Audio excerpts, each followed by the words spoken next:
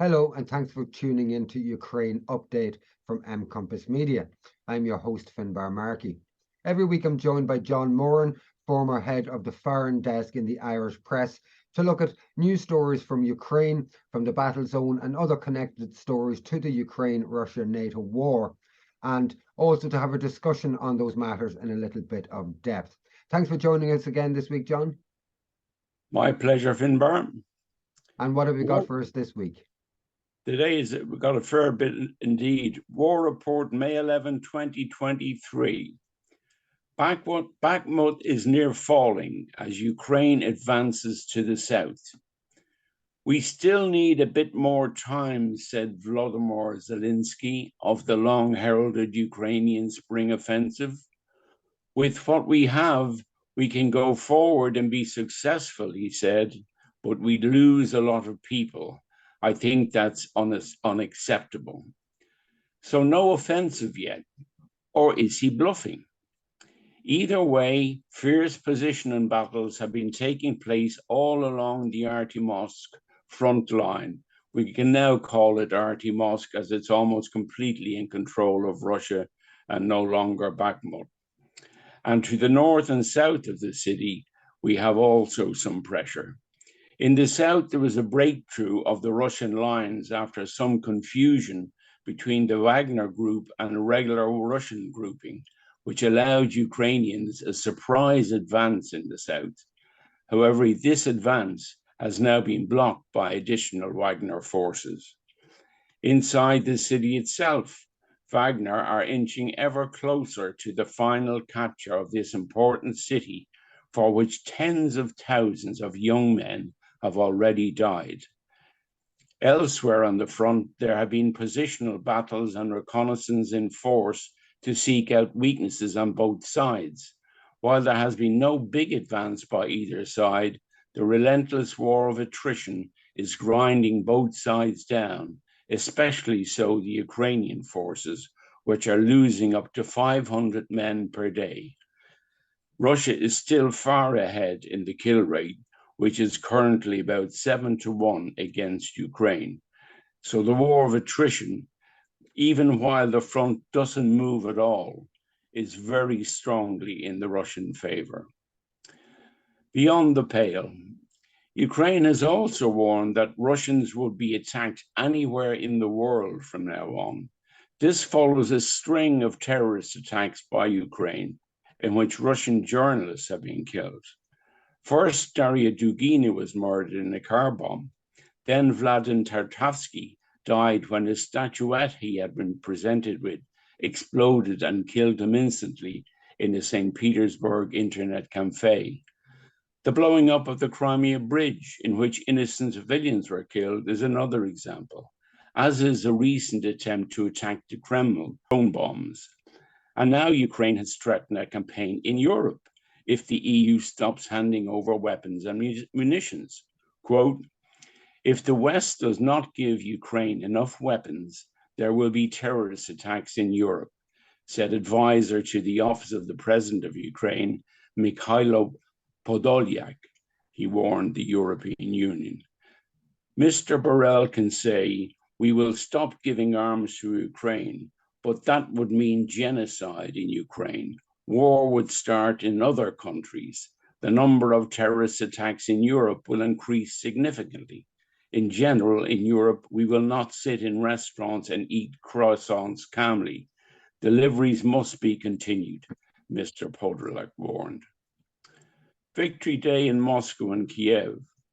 Meanwhile, on May 9th, Victory Day in Europe over Nazism, while the entire Russian world had eyes only for Moscow, the anniversary of Victory Day in Europe over the Nazis, EC President Ursula von der Leyen slipped into Kiev, where President Zelensky had just inaugurated the first Europe Day in Ukraine.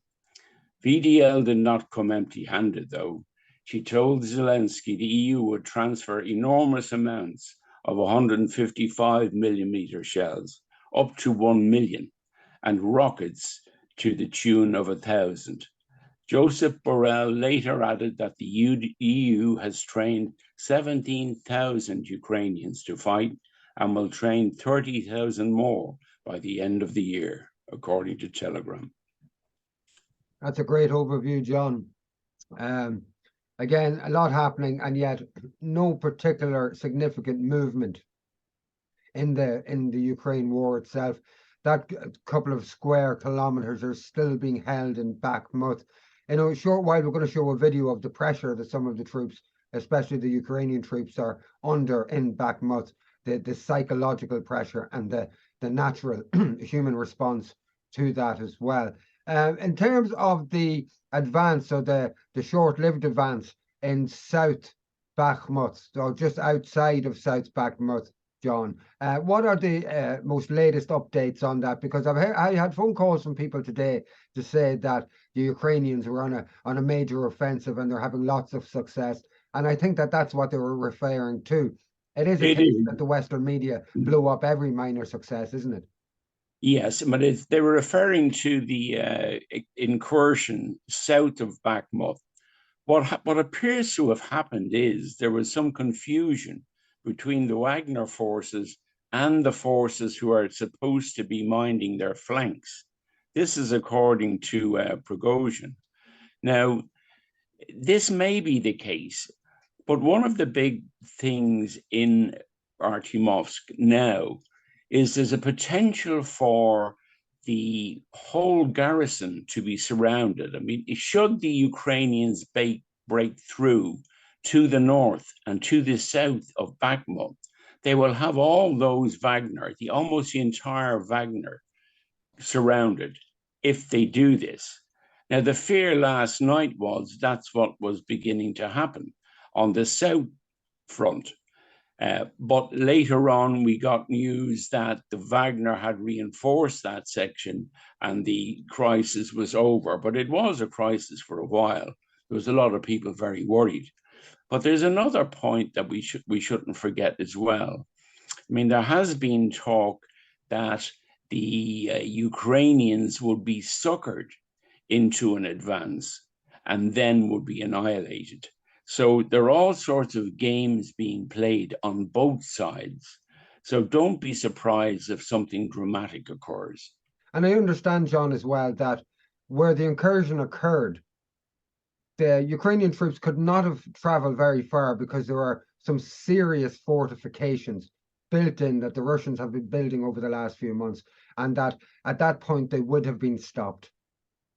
They would have been, because it's not only normal fortifications, but they have a good height behind them, and that height will sustain them whatever happens. It would just mean they would be pushed as far back as that height, but I don't think they've even been pushed back that far. Yeah. And where is this Ukrainian offensive that we're all being told about in the West? Well, some commentators are saying it is taking place, that there are reconnaissance in force, and these are just testing to see is there a space available for a bigger punch through the defense. So it's very, very volatile at this stage, I have to say, when you have both sides with huge armies facing each other, and both have a plan to advance. And if you look at the Russian side, they will probably hold their final advance for the winter. Their last move will be the winter, but there'll be a lot more happening before then, there's no doubt about it. I noticed that the language in the West and the language from the Ukrainians on this counteroffensive has changed from saying, without any explanation, changed from spring offensive to summer spring offensive to summer offensive over the last couple of weeks. And so I've noticed that there's a lot of attacks behind the front lines in the Ukrainian positions, but on their weapons and ammunition stores, on their transportation hubs and things like that. And it's all I've got a sense that the Russians are constantly preventing them from being able to launch a counteroffensive. Have you any take on that? Oh, absolutely. There are enormous amounts of attacks, because you have to understand the front area now, with all these forces coming down from the from the west to the east. It's a target-rich environment, as they say, and they are hitting heavy. They're hitting them heavy. They're hitting command posts. There was a story on the wires today where the army boss of Ukraine, Zaluzhny, was reported to be missing, and he may have been killed. So that report, he was supposed to turn up via video link for some defense meeting, and he didn't show up. And then word came through that he may have been killed.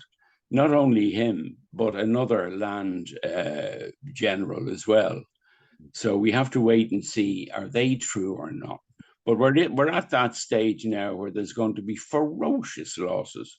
There was one incident last night just north of Bakhmut where the Ukrainians lost about 200 top soldiers who were surrounded.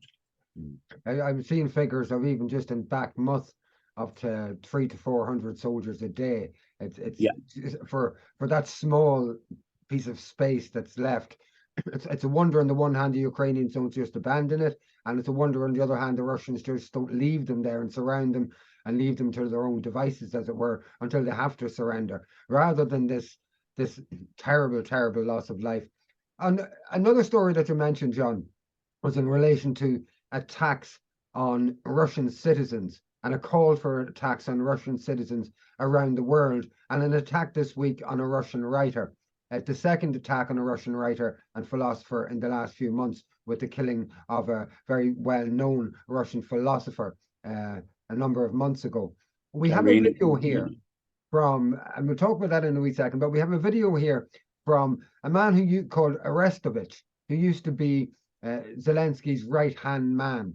And in this video, he's condemning such calls. He's saying that it's in breach of the constitution of Ukraine and that something must be done about it. But he's also talking about how the suppression of Russian culture and Russian language needs to stop in Ukraine. So there's an admission that it's happening at a nationwide scale in Ukraine, and is also an admission that the calls for the killing of Russians anywhere around the world is even illegal under the Ukrainian constitution.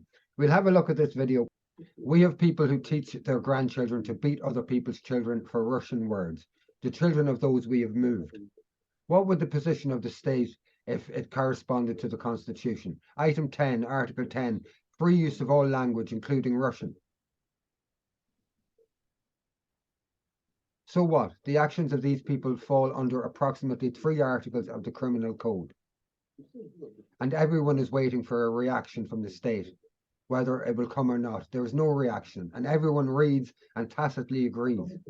And then some statesman declares, we will kill all Russians, etc. And this is perceived in the West as absolute savagery, including by our sponsors and partners. And all normal peoples have such a reaction. If they were punished for such actions and put in jail, then everyone would get the right signal.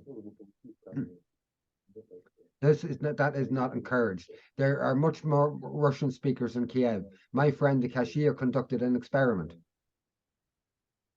in which language she is addressed. 14 in Ukrainian and 86 in Russian. Yes. Wow. And this is a struggle with reality. Wait, why is this so? Because Kiev is a Russian-speaking city. Well, how much can you get away from reality? That's a very telling video, isn't it, John? Isn't it just?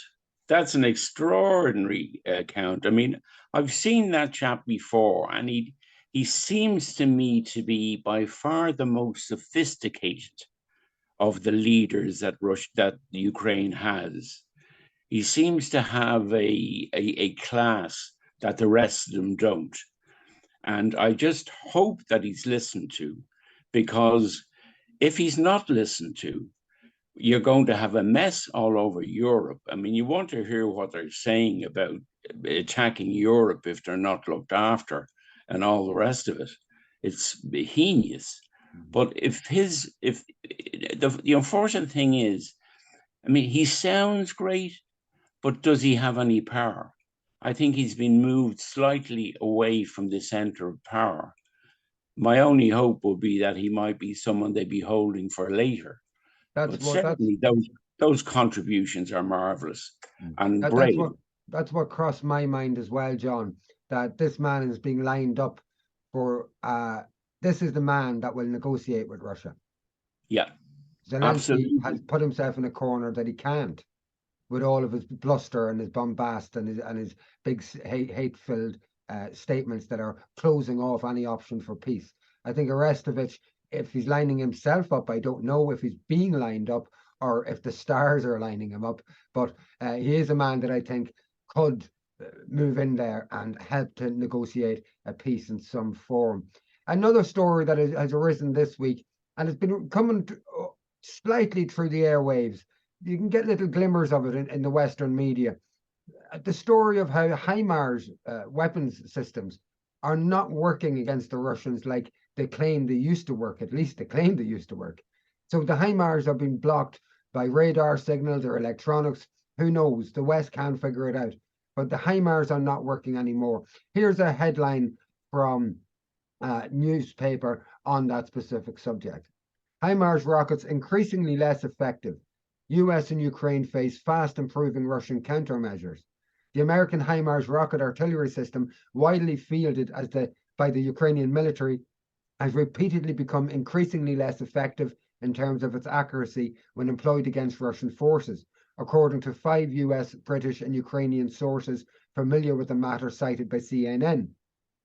The GPS-guided rocket system has had one of the greatest impacts of any combat asset used in the conflict, and has been responsible for multiple major Ukrainian successes, including a strike in a Russian barracks on January 1st. The system was previously made particularly effective by a wide network of Western personnel. Anyway, what they're finding here, John, is it's not working anymore. What's happening? What's going on? Well, I think there's two things going on. One is that the ability to shoot them down has increased. And the second thing is that the Russians have made lots of changes to how they bring their arms and munitions to the front line. They used to bring them close to the front, and now they're quite a distance from the front. So they've rearranged a number of things because HIMARS are extremely effective, I should say, or were extremely effective. Where the problem lies is that every so often they will talk about some wonder weapon like the HIMARS, and it'll be a game changer and all of this. And it isn't, and it won't. They have a new one coming in now from the UK. The UK is the only country who has decided to give them long-range weapons. Now, this is highly dangerous because I know for a fact, I heard it on RTE, on Brendan O'Connor, where one of the girls responsible for the defense over in Ukraine was saying that if we get any weapons with long distance, we'll aim them at Russia, even though she had agreed that this wouldn't happen beforehand. But this is what they have in mind. You're dealing with a very strange beast here. If all of them were like Arestovich, we'd be in a fine position, but they're not. There are beasts among them. Yeah, yeah. And it seems to prove the point that necessity is the mother of invention when it comes to whatever they're doing. It seems to be some kind of electronic blocking of signals that are redirecting the HIMARS missiles away from Russian forces. So it does seem to be that necessity is the mother of invention. You try to sanction Russia. She just comes up with alternatives to assist her economy. You present the latest weapons against Russia, and they block them. But look at the Second World War, if anyone, dragged themselves up from their bootstraps when they looked like they were defeated and ended up as the victors of the World War, they saved us all from Nazism. It wasn't the Americans or the British, not as much. The Russians had about 80% of the German divisions or more on the Eastern Front. That's what they were afraid of. They weren't afraid of the Western Front. They wanted to be on the Western Front so they could surrender. Nobody wanted to be on the Eastern Front. In fact, the Germans were fleeing to the Western Front. They were. Get away. Absolutely. Yeah. Because they knew what they had done in Russia. Yeah. John, we have one more video to show, and it is just showing the absolute psychological pressure that Ukrainian soldiers under constant artillery bombardment in Ukraine are having to experience and what they're going through, and how some of them are losing their mind. And when I saw this very short clip, it reminded me very much of the many, many men who came back from the Somme and the trenches and came back from World War II and were in fact punished at times during the First World War for losing their mind on the battlefield. Although you nor I nor many other people would know how we would respond to the belief that we were immediately going to die in such circumstances. We'll have a look at this video, and it's only a few seconds. We'll be back to you. А, ви перший раз на Бахмуті? Да.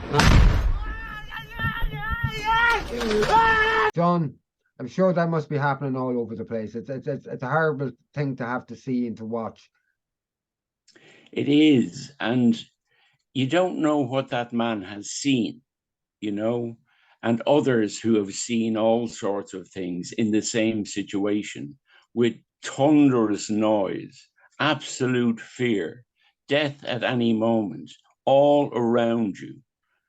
How could you survive that in one piece mentally? It would be impossible.